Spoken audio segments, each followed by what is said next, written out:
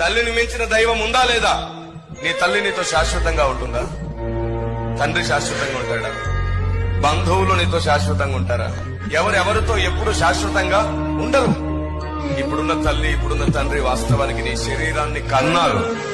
ఆ శరీరంలోనికి దేవుడు ఆత్మను ప్రవేశపెట్టకపోతే నీ తల్లికి నువ్వెవరు? నీ తండ్రికి నువ్వెవరు? భూమి మీద ఏ తల్లైనా ఏ తండ్రి అయినా అందరూ ఆయన పిల్లలే. తల్లిని మించిన దైవమే లేదు అని చెప్పుకోవడంలో నిజంగానే గర్వించదగ్గ విషయం. కానీ సత్యం ఏమిటో తెలుసా? అసలు ఆ తల్లిని కన్నదే ఆయన కాబట్టి తల్లిని మించినోడే. ఒక్కసారి నా ప్రభుని సిలువలో చూడు. ఏ తల్లి ఏ తండ్రి భరించనంతగా నీ కొరకు ఆ వేదన భరించాడు. తల్లిని మించిన ప్రేమ ఆయనదే. ఆమేన్.